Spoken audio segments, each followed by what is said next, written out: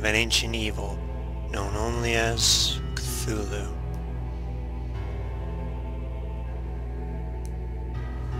It is said to have come to this earth from beyond the heavens.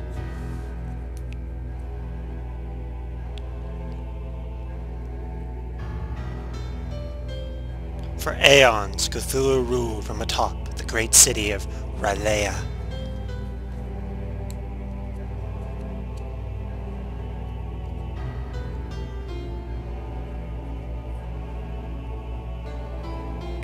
While the legends are silent as to the fall of Great R'lyeh,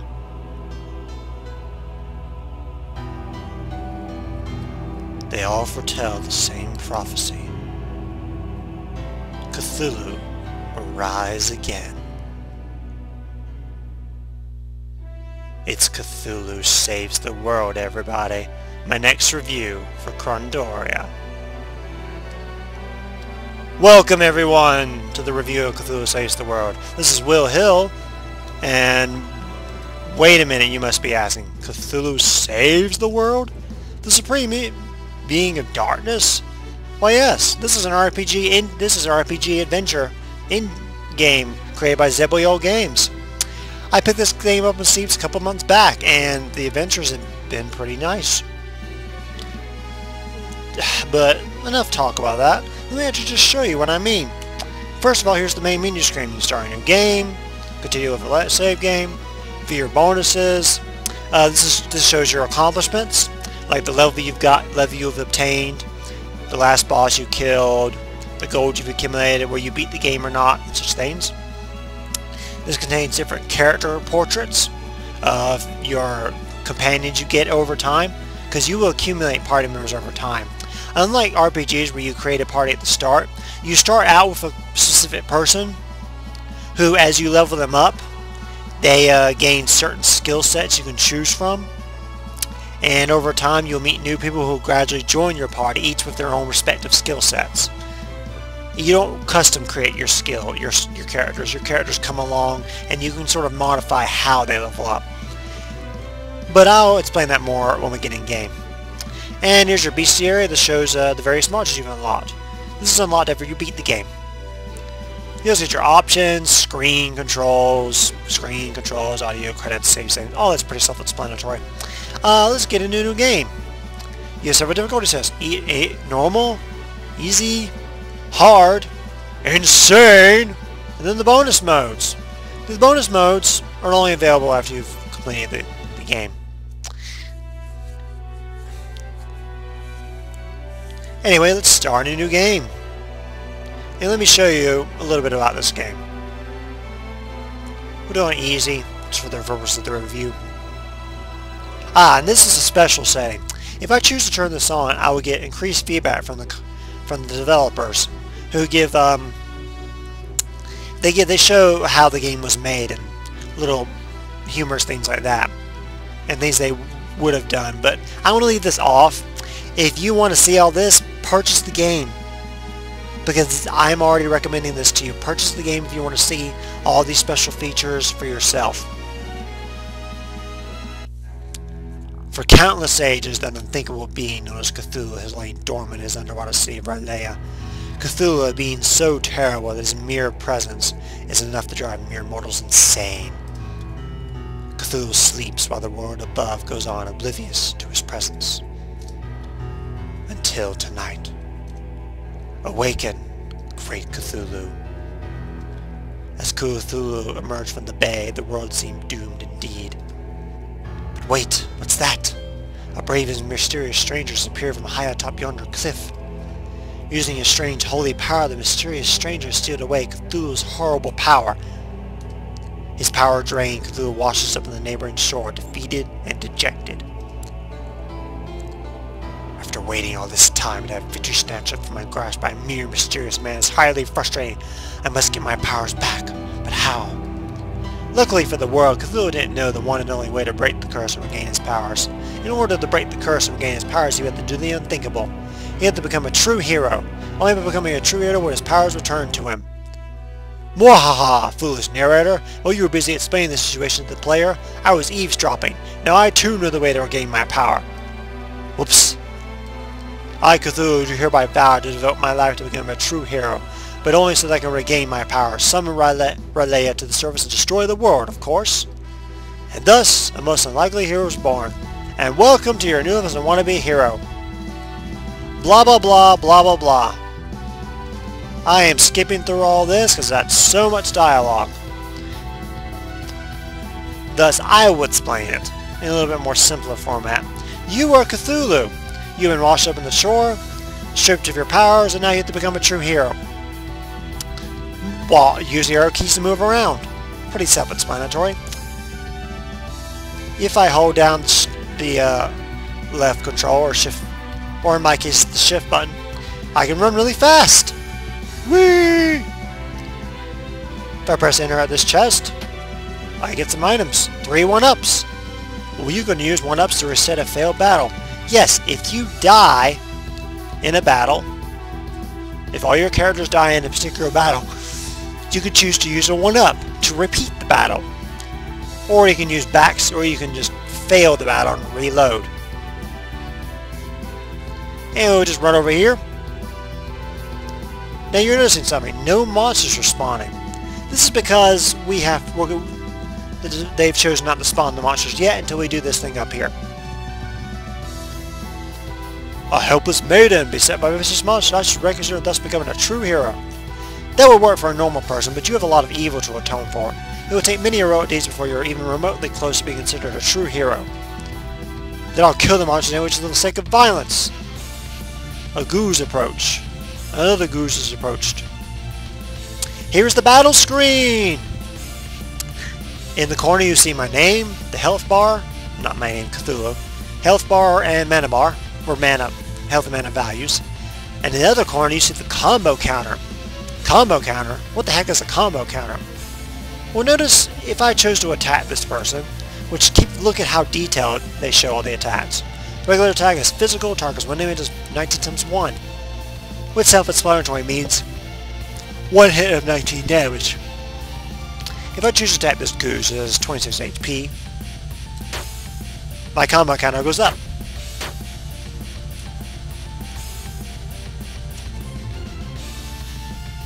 If I attack him again, my combo counter goes to 2.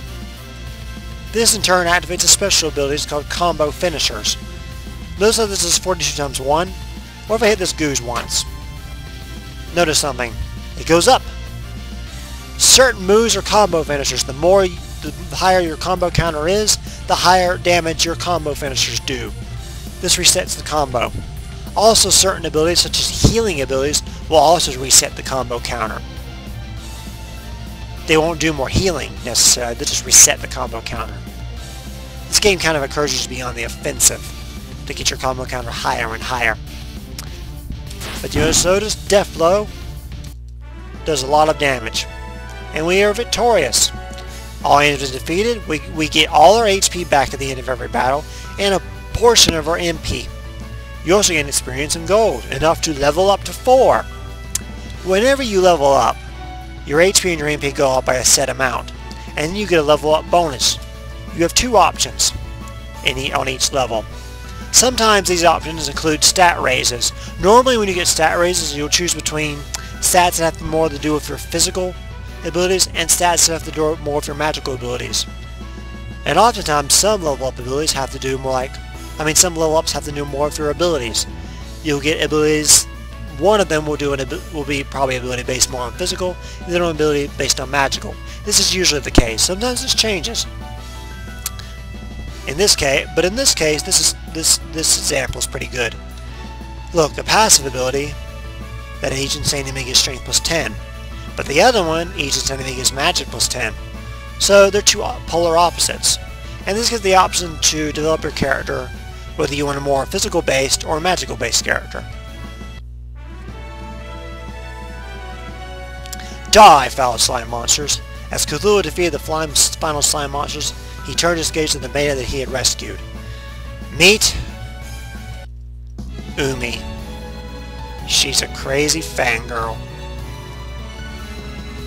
When Umi gazed upon the mighty Cthulhu, she did not see a crazy octopus dragon man. She saw this. Image display may not reflect reality. Indeed. Umi, this is a big praise for the each character has their own reasons for being in the party, their own desires, their own dreams, and showing personalities of different characters is what RPG is great. Having that life, that character, that drive, helps us identify with the person. It provides a certain depth and flavor, and this Cthulhu Says the Word accomplishes that pretty well. No.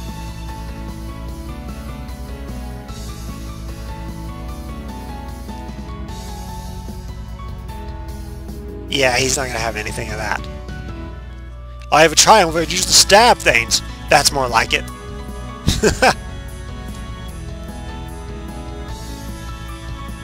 She already wants to date him. She is crazy. Now that you have a second party, you use the chat command. Blah blah blah. Ah, and this is the part of the game the random encounters come active. In each dungeon area, you have a maximum of 25 fights before random spawning monsters turns off. This is nice in that a lot of dungeons will take a long time to get through. Many passageways, which this is a small criticism I have. The dungeons are long and complicated to the point of unfunness sometimes. But the nice feature is that you're limited to 25 battles. Now you're not limited as in after 25 battles random monster spawning turns off completely. This is why you have the fight option, which is in the menu. Let me show you about the menu. In the menu you have several options. You have the chat command. You can chat with your party members.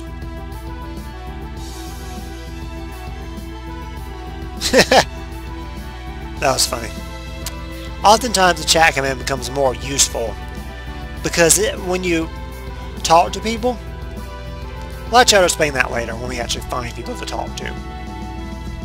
For now, let me show you the other things. It's the status. Pretty self-explanatory. Shows your current stats, your current equipped items. Equipped items will raise your stats also.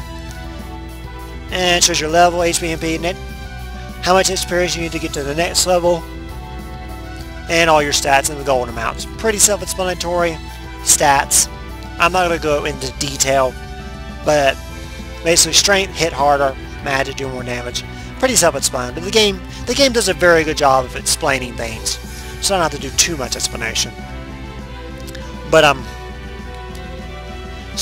we also have the equip. We can equip with new items on our characters, and we can save. We can save at any time when we're on the. We can save at any time we're on the world map.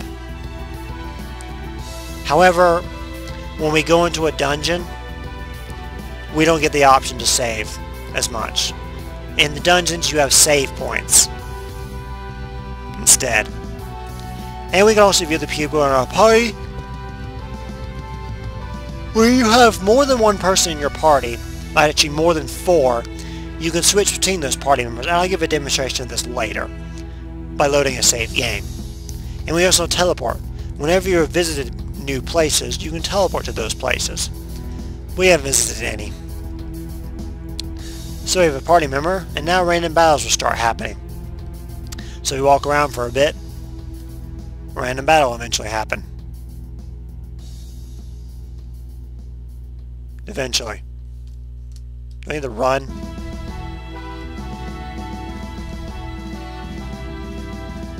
I know, right? Aha! Now we're in a random battle with various monsters. One other thing I must point out. As we go into our battles,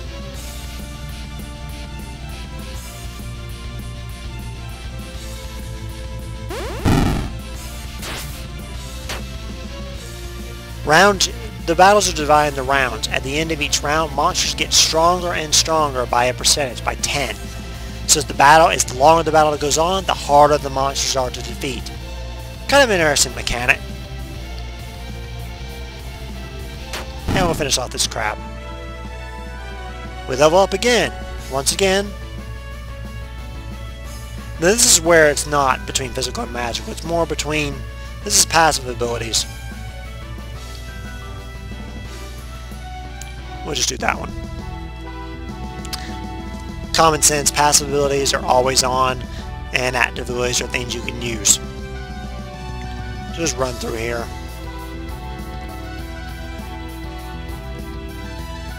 The town of Miskatonia is just past a series of caves. I'm sure there's some heroic deeds you could do there. To Miskatonia!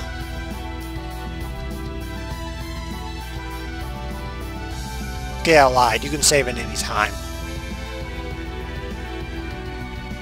You can save at any time. However,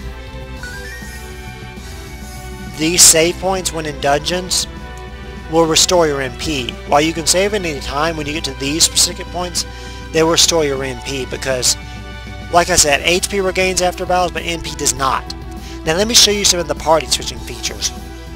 First of all, let me quit this game. Let me load into slot B.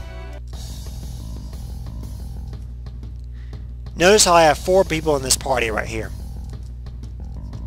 If I was to say I need to bring someone else up, I go into my party screen and I choose the character in the order of the people I want. So do this, and this, and this. And we have a different party.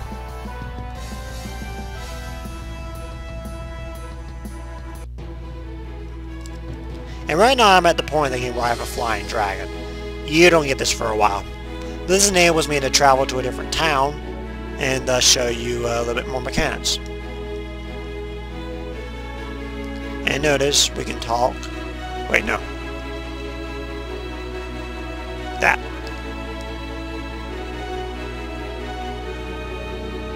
Yep. Another criticism of this game is the lack of a map. But then again, despite the fact that it has a lack of a map, it does have a handy teleport feature. So that's actually nice in that sense. Now we're in a town. No monsters will spawn in this town. And in the town you can talk to lots of people. And talking to people is the way that you learn how to go to the next place. There's no like quest keeper thing that keeps track of your quests. More or less you gain quests by talking to people, and then you chat with your party members to try to remember what you, if you're like me, to try to remember what you're supposed to be doing. But otherwise you kind of have to remember yourself what you have to be doing.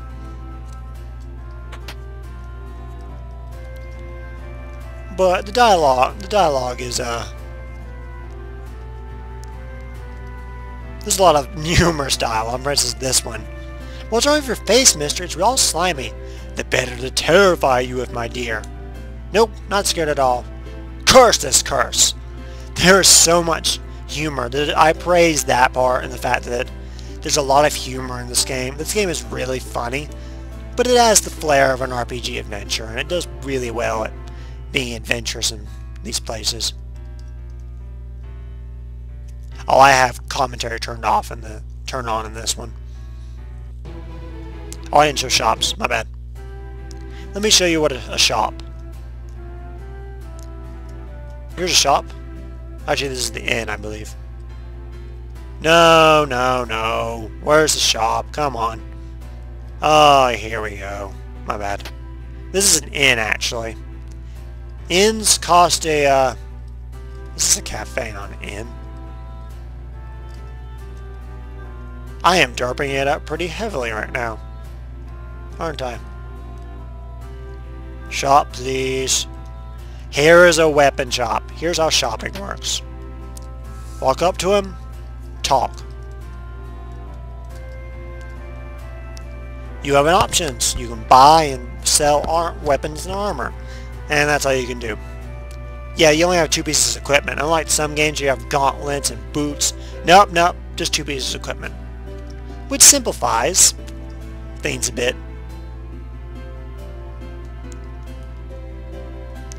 So you click and we can buy things, which all these things are useless because I have more updated equipment.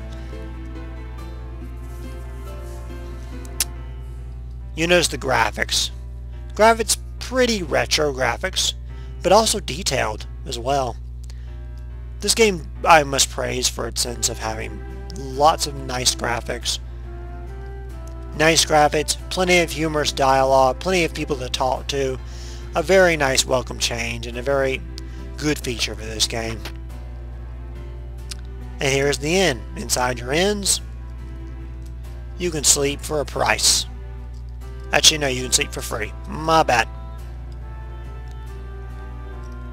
Some inns require you to pay, though.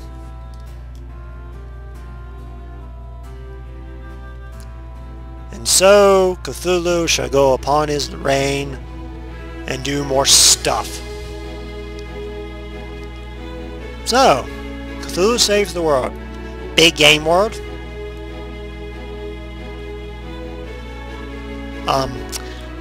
Many different lovable party members that as you develop over time, you see their personalities, you see the things they do. Very nice.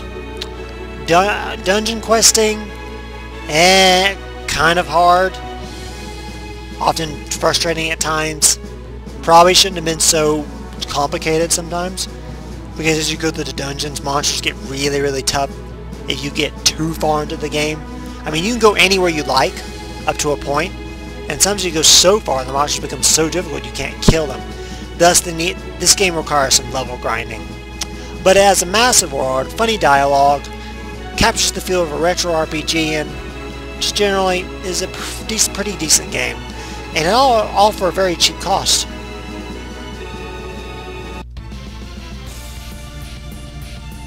So folks, I will conclude this with a random battle,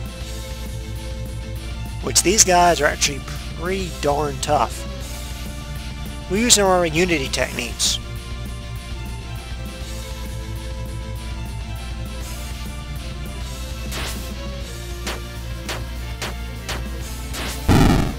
And we'll kill him.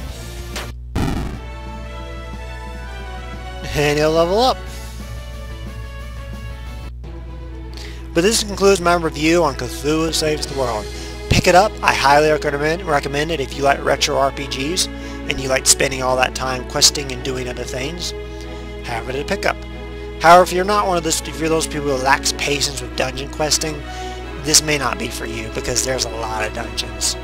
And oftentimes some dungeons are pretty pointless, but overall it captures the feel of an RPG or retro RPG pretty well.